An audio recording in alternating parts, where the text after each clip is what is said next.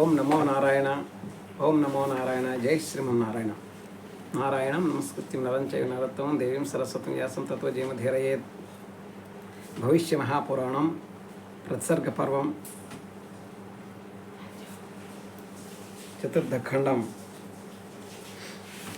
8వ అధ్యాయంలో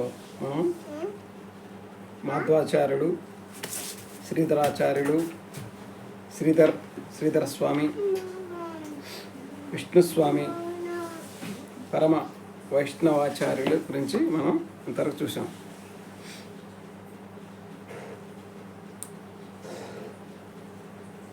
తర్వాత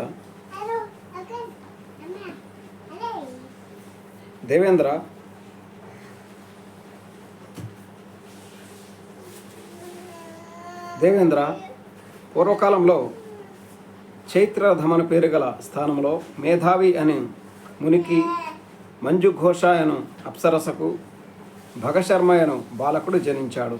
అతడు పుట్టగానే తల్లిదండ్రులు వదిలేసిపోయినా ఎలాగో పెరిగి సూర్య ఆరాధన తత్పరుడై జీవించాడు. తపస్సు ద్వారా 100 ఏళ్ల పాటు సూర్యదేవుని నిరంతరం ఆరాధన చేశాడు. గాయత్రి మంత్రమే ఒక రూపం ధరించి భగశర్మ అనే ఒక మండలానికి అశ్వేజ మాసమంతా రాజుని చేయడం జరిగింది. ఇక్కడ మండలం అనగా సూర్యమండలాలు ఒకటి. ఆ రోజు ఆ నెల సూర్యమండలస్థ. దైవాన్ని ఉద్దేశించే లోకాలన్నీ చేసే పూజలు ఆ మాసంలో భగశర్మకు అందాయి. దీనికన్నా గొప్ప ఇంకేమున్నది? కాబట్టి ఓ మహేంద్ర, నీవును సూర్యుని ఆరాధించు. గురువు ఆదేశానుసారం దేవేంద్రుడు ఆ అశ్వయుజంలో సూర్యుని దృఢ భక్తి ప్రపత్తులతో పూజించాడు.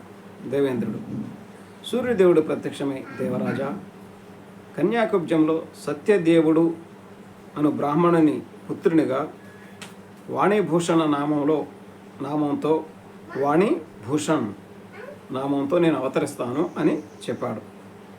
చెప్పినట్లుగానే చేసి కాలచక్రంలో వంశీభూషణుడై ఛందశాస్త్రాన్ని నిర్మించి పాఖండులను పూర్తిగా పరాజితం చేసి ఇంద్రపూజలను పునరుద్ధరించాడు.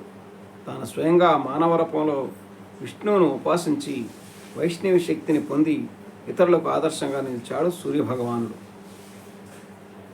ఇది వాణీభూషణ నామంతో సూర్య అవతారం.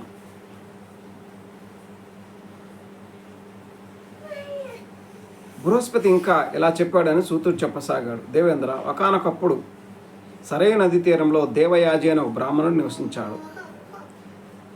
అతను సర్వదేవ ఉపాసకుడు, నిత్య వేదపాఠి. అతడికి ఒక కొడుకు పుట్టాడు, కానీ పుడుతూనే మరణించాడు.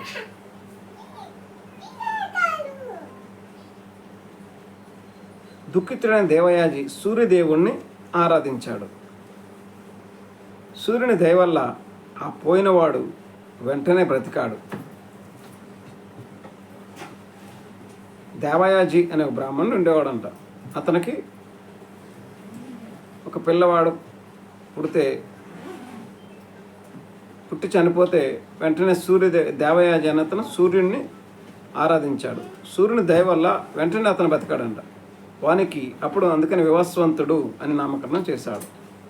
అతడు 16 ఏళ్ళు వచ్చేసరికి సకల శాస్త్రాల్లో ప్రకండ విద్వాంసుడయ్యాడు. గొప్ప ధర్మపరాయణుడు, సూర్య వ్రత పరాయణుడు అగు ఆ వివస్వంతునికి సుశీలాను బ్రాహ్మణ పుత్రితో వివాహమైనది. ఇప్పుడు వాణీభూషణ అయిపోయింది. వివస్వంతుడు అనే కుమారుడు గురించి మనం చూసాం. ఇట్లాగా ఇప్పుడు సూర్యుడు వచ్చి ఏం చేశాడు? వాణీభూషణ అనే పేరుతో వచ్చినప్పుడు మానవ రూపంలో తాను స్వయంగా మానవ రూపంలో విష్ణువును ఉపాసించి సూర్యుడే వచ్చి ఒక మనిషిలాగా వచ్చి విష్ణువుని ఉపాసిస్తున్నాడు. అంటే విష్ణు భగవానుని, విష్ణు అంటే అల్లా, నారాయణ, క్రీస్తు యేసు, యెహోవా అని ఈ పేర్లు కూడా విష్ణుకే సంబంధించినవి అన్నమాట. కాబట్టి ఆయన్ని మాత్రమే వీళ్ళు పూజిస్తున్నారు. కానీ ఇక్కడ వివస్వంతుని దగ్గరికి వచ్చినప్పుడు దేవయోజన ఏం చేస్తున్నాడు? సూర్యదేవుని ఆరాధించాడు. అసలు అప్పుడు విష్ణువుని సూర్యుడు వచ్చి విష్ణువుని ఆరాధించాడు. సూర్యుడిని ఆరాధించాడు కదా. సూర్యుడు ఏం చేస్తున్నాడు? విష్ణువుని ఆరాధిస్తున్నాడు. ఇక్కడ మనం ఆలోచించాల్సింది ఏంటంటే, బైబిల్ ప్రకారం చూస్తే సూర్యుడు 4వ రోజున సృష్టించబడ్డాడు ప్రభువైన దేవుని చేత. అయితే ఇట్లా పురుష సూక్తం ప్రకారం చూస్తే సూర్యుడు ఆ విరాట్ పురుషుడి యొక్క కన్నుల్లో నుంచి ఉద్భవించాడు అని చెప్తుంది. భవిష్య ప్రకారం చూస్తే సూర్యుడు ఆయన యొక్క భుజాల్లో నుంచి ఉద్భవించాడు అని ఒక కథలో చెప్పబడుతుంది. అయితే ఇప్పుడు ఈ సూర్యుడు ఒక సృష్టించబడిన వ్యక్తి, అతన్ని పూజించకూడదు అని మ్లేచ్ఛ ధర్మ గ్రంథాలు అంటే బైబిల్ కానీ ఖురాన్ కానీ అసలు సూర్యుని ఆరాధించవద్దు, ఆరాధిస్తే ఆ విష్ణు దేవుడికి ఇష్టం లేదు అన్నట్లు చెప్తున్నాయి. విష్ణువు ఆదామును సృష్టించాడని నోవాహుతో మాట్లాడినట్టు విష్ణుమూర్తి మనం భవిష్య పురాణం 1వ ఖండంలో చూసాం, ప్రతిసర్గ పర్వం 1వ ఖండంలో. అయితే ఇప్పుడు ఆ విష్ణువు సూర్యుడిని ఆరాధించాల వద్దా అన్నది ఇప్పుడు ఇక్కడ ప్రశ్న. సూర్యుడు వచ్చి వాణిభూషణలాగా వచ్చి విష్ణువుని ఉపాసిస్తున్నాడు. అంటే విష్ణువుని పొగుడుతూ విష్ణువుని వైష్ణవ శక్తిని పొంది ఇతరులకు ఆదర్శంగా నిలిచాడు సూర్యభగవానుడు. సూర్యుడే ఒక మనిషిలాగా వచ్చి అంటే వాణిభూషణ నామంతో వచ్చి విష్ణువుని ఉపాసించి అంటే విష్ణువుని పూజ చేసి విష్ణు పూజ చేసి నారాయణ పూజ చేసి ఆయన ఇతరులకు ఆదర్శంగా నిలిచాడు. కానీ మనం సూర్యుడిని ఆరాధించాలా విష్ణువుని ఆరాధించాలా అన్నది ఇక్కడ ప్రశ్నగా నిలబడింది. ఇప్పుడు బైబిల్ వెలుగులో కానీ ఖురాన్లో కానీ చూస్తే ఈ నారాయణుడు పరమపురుషుడు యొక్క కన్నులు మాత్రమే, కన్నుల్లో నుంచి నేత్రాల్లో నుంచి సూర్యుడు, మనసులో నుంచి చంద్రుడు వచ్చారు అన్నట్లు చెప్తుంది. మనం అది చూద్దాం.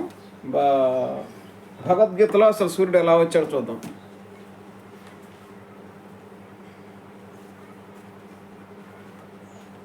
భగవద్గీత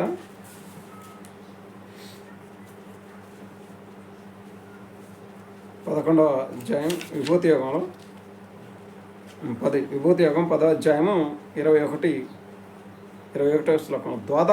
ద్వాదశ ఆదిత్యుల్లో విష్ణువును, జ్యోతి స్వరూపుల్లో సూర్యుడిని, వాయుదేవతల్లో మరీచిని, నక్షత్రాల్లో చంద్రుణ్ణి నేను. జ్యోతి స్వరూపుల్లో నేనే సూర్యుడిని అని ఇక్కడ కృష్ణ భగవాన్ చెప్తున్నారు. తర్వాత 15వ అధ్యాయం పురుషోత్తమ యోగంలో 12వ శ్లోకంలో ఏ తేజస్సు సూర్యమండలంలో ఉందో, ఏ తేజస్సు చంద్రునిలో కనిపిస్తుందో, ఏ తేజస్సు అగ్నిలో వెలువడుతుందో ఆ తేజస్సు నాదే అని గ్రహించు. సూర్యమండలం తనంతటికి తానుగా ప్రకాశించడం లేదు. నా యొక్క తేజస్సు సూర్యుడి మీద పడి ఆ సూర్యుడు మీకు తేజస్సునిస్తున్నాడు. సూర్యుడి యొక్క వెలుగు చంద్రుడి మీద పడి చంద్రుడు ప్రకాశిస్తున్నాడు.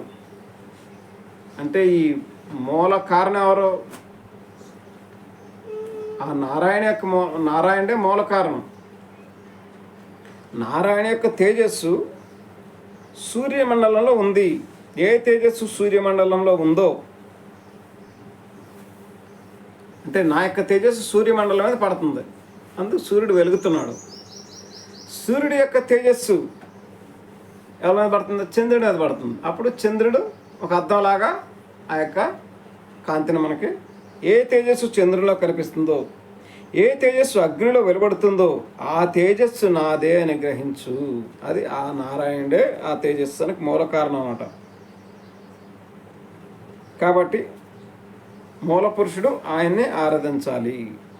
ఆ తేజస్సే నాది. తర్వాత 4:1 4 అంటే జ్ఞానకర్మ సన్యాసం. అర్జున, ఈ నిత్య సత్యమైన యోగాన్ని ముందుగా సూర్యునికి వివస్వంతునికి ఉపదేశించాను. ఆయన మనువుకు ఉపదేశించాడు, మనువు ఇక్ష్వాకు ఉపదేశించాడు. అంటే ఈ యొక్క యోగాన్ని, జ్ఞానకర్మ సన్యాస యోగాన్ని, కర్మయోగం సన్యాస యోగం, ఈ రెండిట్లో ఏది కరెక్ట్ అన్నది మనకు తెలియట్లా. అయితే సన్యాస యోగం కరెక్టా, కర్మయోగం కరెక్టా? ఈ జ్ఞాన కర్మ యొక్క సన్యాస యోగాల్లో 3 యోగాల్లో కూడా ఈ నిత్య సత్యమైన యోగాన్ని ముందుగా సూర్యునికి నేను అంటే వివస్వంతునికి ఉపదేశించాను. ఏమం వివస్వతే యోగం ప్రోక్తవాన్ అహం యహం వివస్వాన్ మనవే ప్రాహ. ఆ వివస్వంతుడు అంటే సూర్యుడు మనువుకి ఉపదేశించాడు. మనురిక్షాకవే బ్రవీత్, మనువు ఇక్ష్వాకు చెప్పాడు. అంటే మొట్టమొదటగా ఈ యొక్క యోగాన్ని నేను సూర్యునికి చెప్పాను. ఈ నిత్య సత్యమైన జ్ఞాన కర్మయోగాన్ని, జ్ఞాన కర్మ సన్యాస యోగాన్ని నేను సూర్యుడికి చెప్పాను అని ఇక్కడ భగవద్గీతలో కృష్ణ భగవానులు చెప్తున్నారన్నమాట. కాబట్టి ఈ యొక్క సూర్యుడికి మొట్టమొదటిగారుగా పరమపురుషుడు దాన్ని యోగాన్ని గురించి చెప్పారు. అసలు పురుష సూక్తంలో పురుష సూక్త రహస్యం డాక్టర్ వేదవ్యాస ఐఏఎస్. దీంట్లో పురుష సూక్తం తాత్పర్యం. పురుష సూక్తం గురించి మనం తెలుసుకోకపోతే సూర్యుడు ఎట్లా ఉదయించాడో మనకు తెలియదు. సూర్యుడు ఎలా పుట్టాడు?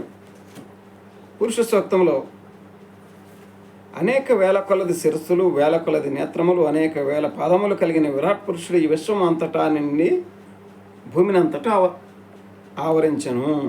ఆయనకి వేల కొలది శిరస్సులు ఉన్నాయి, వేల కొలది నేత్రాలు ఉన్నాయి. దాంట్లో ఒక నేత్రం సూర్యుడు అనమాట. వేల కొలది నేత్రాలు ఉన్నాయి, వేల కొలది పాదాలు ఉన్నాయి. ఆ విరాట్ పురుషుడు విశ్వం అంతటా నిండి భూమిని ఆవరించాడు. అయితే ఆయన తనను తాను అతిక్రమించి వృద్ధి చెంది సమస్త సృష్టి అంతటిని వ్యాపించి తదుపరి ఈ విశ్వమునకు 10 విధములుగా పైన అధిష్ఠించి ఉన్నాడు. ఈ సమస్త విశ్వము ఆ పురుషుడే.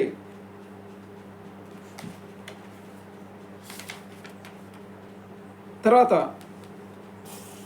ఆయన నుండి బ్రహ్మాండ స్వరూపమైన విరాట్ జన్మించాడు. ఆయనలోండి విరాట్ పురుషుడు జన్మించాడు. ఉద్భవించిన ఆ పురుషుని హవిస్సునుగా చేసి దేవతలు యజ్ఞముగా కల్పించిరి. ఆ పురుషుని ఏం చేస్తున్నారు? ఒక పురుషుడు పుట్టాడు, ఫస్ట్ బోర్న్ ఆఫ్ గాడ్. దేవుడు మొట్టమొదటిసారిగా పుట్టిన పరమ పురుషుడు. ఆయన పురుషుని హవిస్సునుగా చేసి దేవతలు యజ్ఞాన్ని కల్పించారు. దేవతలందరూ ఏం చేశారు? యజ్ఞం చేస్తున్నారు. ఆ పురుషునితో యజ్ఞం చేస్తున్నారు అన్నమాట.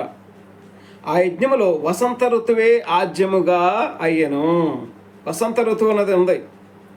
ఆ ఋతువుని ఆజ్యముగా పోశారు. ఆజ్యం అంటే పెట్రోల్ లాంటిది అనమాట. అది పోస్తేనే మంటలు అనేది మళ్ళీ అగ్గిపుల్ల కాదు, అగ్గిపుల్ల గీస్తేనే మనకి దానికి మంట అనేది వస్తుంది. కానీ దానికి పెట్రోల్ అనేది ముందు ఉంటే తొందరగా అది మంట అనేది అంటుకుంటుంది అనమాట. ఆ వసంత ఋతువే ఆజ్యము. గ్రీష్మము ఇర్మముగాను, శరదృతువు హవిస్సుగాను అయినది. హవిస్ అనేది శరదృతువు అయిందనమాట. ఆ యజ్ఞములో దేవతలు యజ్ఞ పురుషునితోనే యజ్ఞం చేశారు. దేవతలు ఏం చేశారు? యజ్ఞ పురుషునితో, అంటే ఈ యజ్ఞ పురుషుడు ఈ పరమ పురుషుడిని తీసుకెళ్ళి ఆ యొక్క హోమగుండంలో వేసి ఆయన్ని యజ్ఞం చేస్తున్నారన్నమాట. ఏంటి? ఒకటి వసంత ఋతువు, గ్రీష్మ ఋతువు, శరదృతువు, వీటిని వేసి వాళ్ళని యజ్ఞం చేస్తూ ఉన్నారు. మనమైతే నెయ్యి మాత్రం మనుషులు ఏం చేస్తారు, నెయ్యి మాత్రం వేస్తారు. లేకపోతే కొంతమంది రక్తం ప్రోక్షిస్తారు. రక్త ప్రోక్షణ సర్వపరాపర రక్త ప్రోక్షణ అవసరం. కొంతమంది రక్తాన్ని, కొంతమంది నెయ్యిని ఇట్లాగా ప్రోక్షిస్తూ ఉంటుంటారు. అయితే వీళ్ళు ఏం చేస్తున్నారు, శరద్ ఋతువుని, గ్రీష్మ ఋతువుని, వసంత ఋతువుని వీళ్ళు అక్కడ హవిస్సులాగా, శరద్ ఋతువుని హవిస్సులాగా దాంట్లో వేస్తూ యజ్ఞం చేస్తున్నారు. ఆ యజ్ఞంలో యజ్ఞ పురుషునితోనే యజ్ఞం చేశారు. 7 పరిధులుగాను 3 ఏళ్ళు సమిధులుగాను చేసి పురుషుణ్ణి అందులో యజ్ఞ పశువుగా బంధించారు. ఆ పరమ పురుషుని దానిలో కొంతమంది ఇవాళ బక్రీద్, ఇవాళ ఏంటి బక్రీద్ పండుగ, దాంట్లో మేకల్ని, గొర్రెల్ని వాళ్ళు యజ్ఞ పశువులాగా చేసి దాన్ని, ఆ యొక్క రక్తాన్ని అల్లాకి వాళ్ళు సమర్పిస్తారు. యెహోవా దేవుడికి. యూదులు కూడా తారాలో యూదులు కూడా ఆ యెహోవాకి దేవుడికి, లేకపోతే కొంతమంది హిందువులు అయితే కాళికామాతకి వాళ్ళు ఆ యొక్క రక్తాన్ని ప్రోక్షణం చేసి ఆ యొక్క దేవత వాళ్ళని సంతృష్టిపరుస్తుందని వాళ్ళు అట్లా చేస్తూ ఉంటారు. వీళ్ళు ఏం చేశారు, పరమపురుషుని దాంట్లో యజ్ఞ పశువుగా బంధించారు. ఋషులు సాధ్యులు కలిసి ముందుగా పుట్టిన ఆ పురుషుణ్ణి దర్భలందు సంప్రోక్షించి తిరిగి ఆయనతోనే యజ్ఞం విస్తరింపజేశారు. ఆ ముందుగా పుట్టిన పురుషుని ఏం చేస్తున్నారు, ఆ పురుషుని దర్భలందు తిరిగి ఆయనతోనే యజ్ఞమును విస్తరింపజేశారు. ఆ యజ్ఞాన్ని మళ్ళీ ఆయనే చేసేటట్లు చేస్తున్నారు అన్నమాట. తర్వాత ఆ యజ్ఞం చేస్తా ఉంటున్న ఏం జరిగిందో చూడండి. ఆ యజ్ఞమున సమృద్ధమైన వృషదాజ్యము చేతనే ప్రాణులన్నీ సృష్టించబడినాయి. ఈ లోపంలో ఈ యజ్ఞం వల్ల ఆ యజ్ఞం పోస్తా ఉంటుంటే ఆ యొక్క యజ్ఞం జరుగుతూ ఉంది. అగ్నిగుండంలో యజ్ఞ పశువుగా ఆ పరమపురుషుడు నారాయణుడే ఉన్నాడు. తర్వాత దానిలో అట్లా చేస్తున్న టైంలో ఏం జరిగింది, ప్రాణులన్నీ సృష్టించబడినవి. ఈ ప్రాణులన్నీ కూడా దాంట్లోంచి ఒక్కొక్కటి ప్రాణులన్నీ వస్తూ ఉన్నాయి దాంట్లో యజ్ఞంలోంచి. వాయువునందు పక్షులు, అరణ్యమునందు సింహాలు, గ్రామమునందు సంచరించే జీవములన్నీ, ఆవులు, మేకలు సర్వాహుతము అనబడు ఆ యజ్ఞం నుండి పుట్టినాయి.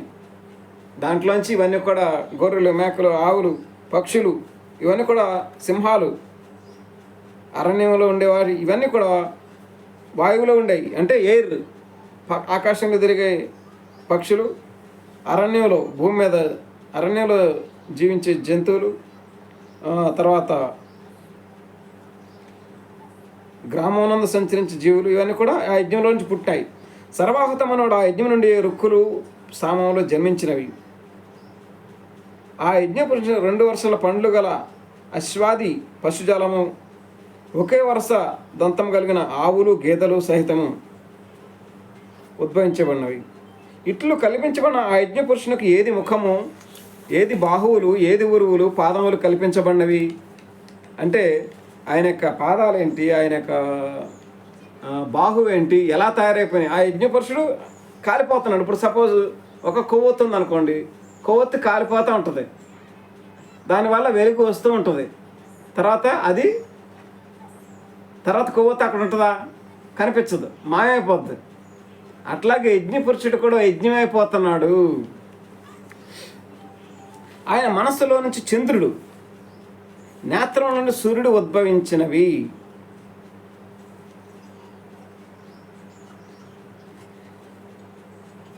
ముఖం వలన ఇంద్రుడు, అగ్ని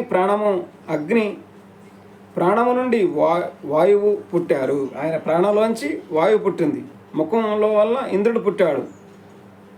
ఆకాశము అంతరిక్ష నాభిగాను, సత్యలోకం శిరస్సుగాను.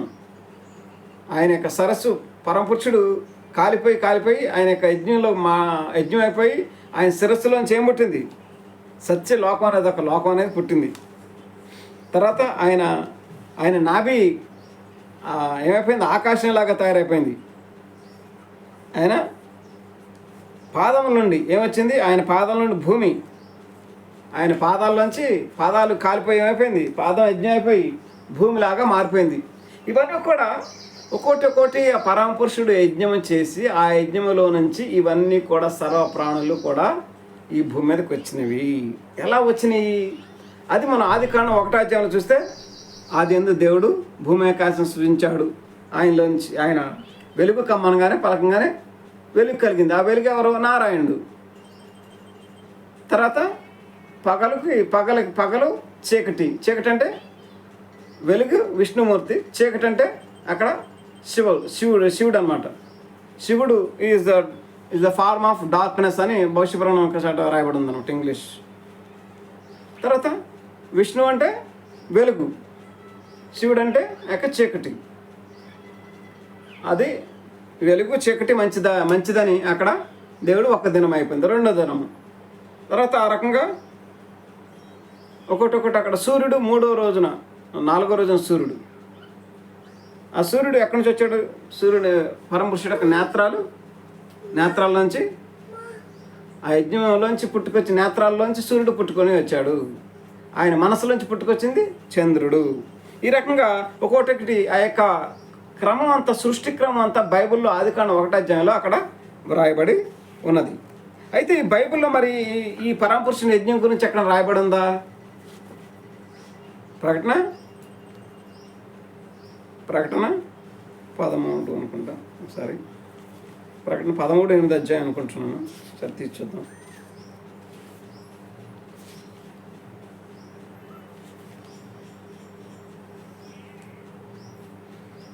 ఆయన ఇదిగో ప్రకటన 13:8, జగదుత్పత్తి మొదలుకొని వధించబడిన గొర్రెపిల్ల యొక్క జీవగ్రంథమందు, జగదుత్పత్తి మొదలుకొని వధించబడిన గొర్రెపిల్ల అంటే జగత్పునాదికి ముందే జగత్ ఉత్పత్తి మొదలుకొని వధించబడిన గొర్రెపిల్ల అంటాడనమాట. ఇది ఎప్పుడు జరిగింది? ఇది శిలువలో కాదు, లేకపోతే ఎక్కడో భూమి మీదకి వచ్చిన ఒక మనుషుల ద్వారా జరిగింది కాదు. జగత్తు పునాది వేయబడకముందే. ఇవి అందుకని ప్రవక్త అయిన బ్రహ్మం గారు ఏం చెప్పారు? Christ died before the foundation of the world, lamb slain before the foundation of the world అని చెప్పారు. అయితే అక్కడ ముందు జరిగింది, దాని తర్వాత కూడా యజ్ఞం అనేది జరుగుతూ ఉంది. అంతే, since the beginning of the lamb slain, since the beginning from the foundation of the world. అక్కడ నుంచి ఇప్పుడు ఆ యొక్క యజ్ఞం అనేది జరుగుతూనే ఉంది కంటిన్యూస్గా. అనేక వస్తువులు దాంట్లోంచి ఆ యజ్ఞం నుంచి పుడుతూనే ఉన్నాయి. కాబట్టి ఇదే బ్రహ్మయజ్ఞము. ఈ యొక్క బ్రహ్మయజ్ఞం అని, పరమపురుష యజ్ఞం అని, నారాయణ యజ్ఞం అని ఇక పురుషత్వంలో చెప్పబడుతుంది అన్నమాట. అయితే ఇప్పుడు ఈ యొక్క నారాయణలోంచి పుట్టుకొచ్చిన సృష్టించబడినటువంటి సూర్యుడు, దాన్ని మనం ఆరాధించాలా, దాన్ని మనం మొక్కాలా లేదా? ఖురాన్ గ్రంథం చూద్దాం. దివ్య ఖురాన్ 41వ సూరా సజ్దా,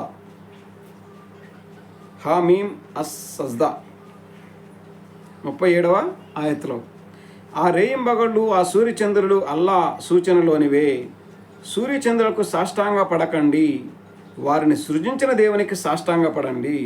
అంటే సూర్యచంద్రులకి మనం నమస్కారం చేయకూడదు, సాష్టాంగ పడకూడదు, వాటిని సృజించిన దేవునికి సాష్టాంగ పడండి. నిజంగానే మీరు ఆయన ఆరాధించేవారు అయితే, కానీ ఒకవేళ మీరు అహంభావానికి గురై తన మాటే నిజమని మంకుపట్టు పట్టితే ఏమీ పర్వాలేదు. మీ ప్రభువుకు దగ్గరగా ఉన్న దైవదూతలు రేయింబగళ్ళు ఆయన స్తుతిస్తూ ఉన్నారు, వారు ఎన్నటికి కలిసిపోరు. కాబట్టి సూర్యచంద్రులకి సాష్టాంగం పడి చేయవద్దు అని ఇక్కడ ఖురాన్ గ్రంథం చెప్తుంది. కానీ సరే బైబిల్ గ్రంథం ఏం చెప్తుందో చూద్దాం దీని గురించి. ద్వితీయోపదేశకాండం 4వ అధ్యాయం 18వ వచనం, నేల మీద ప్రాకు ఏ పురుగు ప్రతిమనైనను, భూమి క్రిందను నేలందరి చేప ప్రతిమనైనను, ఆడు ప్రతిమను కానీ మగ ప్రతిమను కానీ ఏ స్వరూపము కలిగిన విగ్రహము మీ కొరకు చేసుకొనకుండునట్లును, ఆకాశం వైపు మీ కన్నులెత్తి సూర్య చంద్ర నక్షత్రములైనను ఆకాశ సైన్యములను చూచి మర్రులు కల్పబడి నీ దేవుడైన యెహోవా సర్వాకాశము క్రిందనున్న సమస్త ప్రజల కొరకు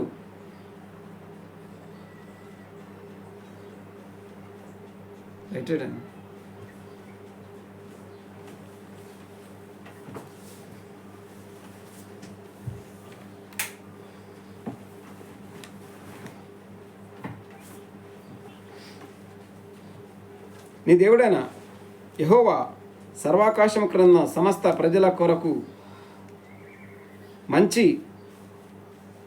పంచిపెట్టిన వాటికి నమస్కరించి వాటిని పూజించకుండునట్లు. ఆకాశం వైపు కనులెత్తి సూర్య చంద్ర నక్షత్రములైన ఆకాశ సైన్యమును చూచి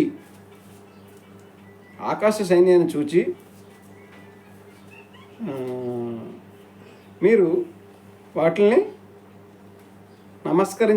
పూజించుకున్నట్లు జాగ్రత్త పడండి అని బైబిల్ గ్రంథం చెబుతుంది. తర్వాత కానీ కీర్తనలో 84వ అధ్యాయంలో చూస్తే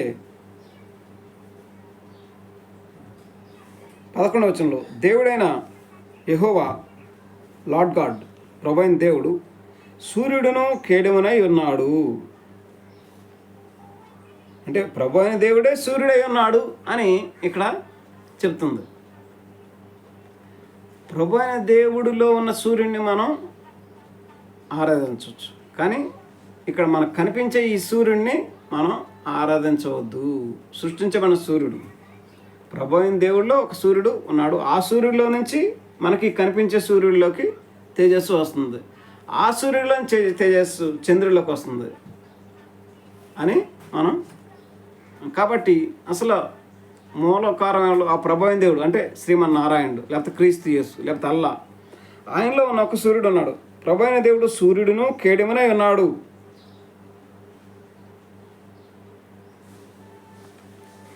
అందుకే కాబట్టి ఆ ప్రభు అయిన దేవుడు ఉన్న సూర్యుని మనం ఆరాధించవచ్చు. తర్వాత మలాకి 4వ అధ్యాయంలో చూస్తే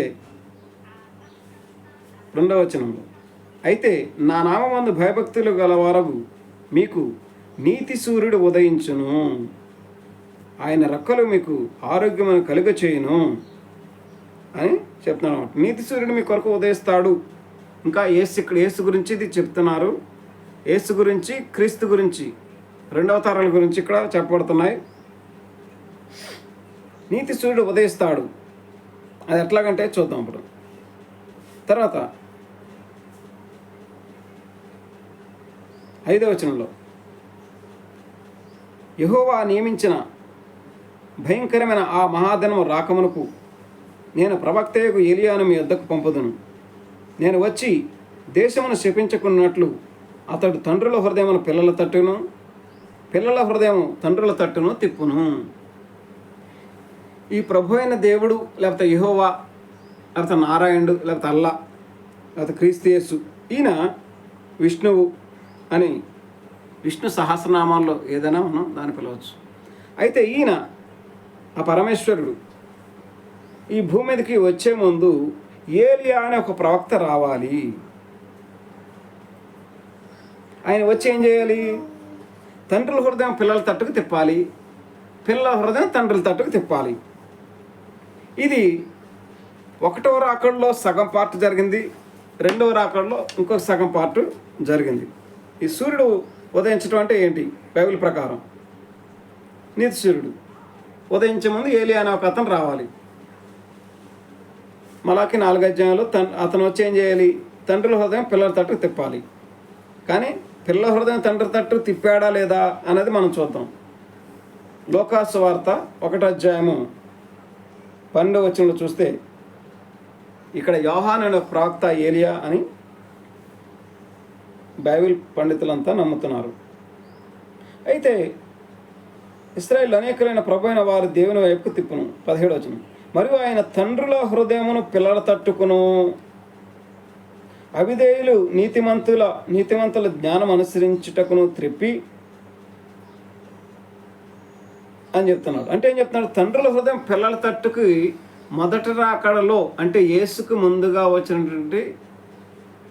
రాకడకు ముందుగా వచ్చినటువంటి ప్రవక్త ఏలియా ప్రవక్త. ఆయనే బాప్తిస్మ ఇచ్చే యోహాను అంటాడు అనమాట. బాప్తిస్మ ఇచ్చే యోహాను అంటే ఎప్పుడు? 2వ రాకడలో కూడా ఆయన బాప్తిస్మ ఇవ్వబోతున్నాడు అని అర్థం. బాప్తిస్మ ఇచ్చే యోహాను అంటే 2వ రాకడలో కూడా ఆయన బాప్తిస్మం ఇస్తాడు. ఎవరికి? క్రీస్తుకి.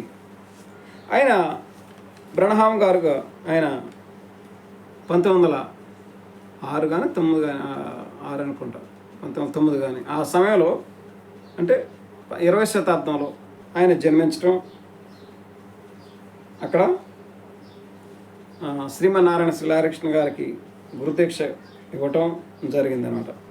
ఇది ఇది ఎప్పుడు, ఎందుకంటే ఇది మొదటి రాకడలో ఏం జరిగిందంటే తండ్రుల హృదయం పిల్లల తట్టుకి అక్కడ తిప్పటం వరకు ఫస్ట్ పార్ట్, ఒక పార్ట్ అనేది క్రైస్ట్ కమింగ్లో ఫస్ట్ పార్ట్ అనేది ఒక మొదటి రాకడలో జరిగింది. పిల్లల హృదయం తండ్రుల తట్టు తిప్పటం అనేది రెండవ పార్ట్లో జరిగింది. అది ఆ పిల్లల హృదయాన్ని తండ్రుల తట్టు తిప్పింది ఎవరో? విలియం మ్యారియన్ బ్రహాం గారు తండ్రుల తట్టు తిప్పారు. దాని తర్వాత నీతి సూర్యుడు ఉదయించాడు. అంటే నీతి సూర్యుడు ఉదయించడానికి ముందు ఆయన ఒక ప్రవక్త అనేది ముందుగా అక్కడ అరణ్యంలో కేక వేసే ఒక ప్రవక్త అనే అతను రావాల్సి ఉన్నది. ఇది బైబిల్ ప్రకారం ఈ రకంగా వ్రాయబడి ఉన్నది. కానీ భవిష్య పురాణం ప్రకారం చూస్తే, ఓ మహేంద్ర నువ్వు సూర్యుని ఆరాధించు అని చెప్తున్నారు. కానీ సూర్య భగవానుడే వచ్చి వాణిభూషణులుగా వచ్చి ఆయన విష్ణువుని ఉపాసిస్తున్నాడు. కాబట్టి ఏది ముఖ్యం అంటే విష్ణువుని ఆరాధించటమే ఫస్ట్ ఆఫ్ ఆల్. అది నారాయణని ఆరాధించటమే, అంటే అన్నిటికంటే శ్రేష్టమైనది నారాయణని ఆరాధించటమే శ్రేష్టమైనది. కొన్ని కోరికల కోసం కొంతమంది దేవతలు సూర్య దేవతలని లేకపోతే ఈ దేవతలని సృష్టించబడిన సృష్టిని వాళ్ళు ఆరాధిస్తూ ఉన్నారు. అయితే అది భగవద్గీత ప్రకారం చూస్తే అసలు దేవతల్ని ఆరాధించొద్దని ఎక్కడ చెప్పలేదు. కానీ ఆ దేవతల ప్రకారం ఏ దేవతలు అయితే ఆరాధిస్తారో ఆ దేవతల ప్రకారమే మీకు ఆ దేవతలు మీకు అనుగ్రహిస్తాయి. ఆ దేవతలకి అనుగ్రహంగా, అంటే వాళ్ళు ఒక్కొక్క దేవతకు ఒక్కొక్క రకంగా సౌందర్యం కోసం ఒకటి ఎట్లాగా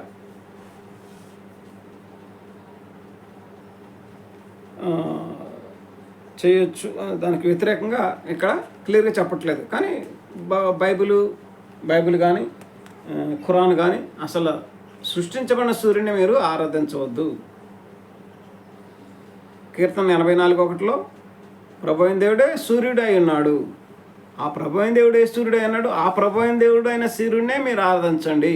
సూర్యుడైన ప్రభు అయిన దేవుడు అంటే నీతి సూర్యుని, ఈ జగత్ మొత్తం సృష్టించిన విరాట్ పురుషుడు, బ్రహ్మయజ్ఞమైన వాడు, అంటే జగత్పునాది ముందు వధించబడిన వాడు, ఆదిబలి బ్రహ్మయజ్ఞంలో ఇవన్నీ కూడా మనకి సాక్షాత్ శ్రీమన్నారాయణ భూమి మీదకి వచ్చి హరికృష్ణ భగవాన్లోకి ఆయన అవతరించి నారాయణుడు మనకి ఈ యొక్క సర్వసత్యంలోనికి మమ్మల్ని నడిపించినందుకు మనం ఆయన్ని ఎంతగానో మనం ఆరాధించవలసి ఉన్నది. ఓం నమో నారాయణ, ఓం నమో నారాయణ, జై శ్రీమన్నారాయణ.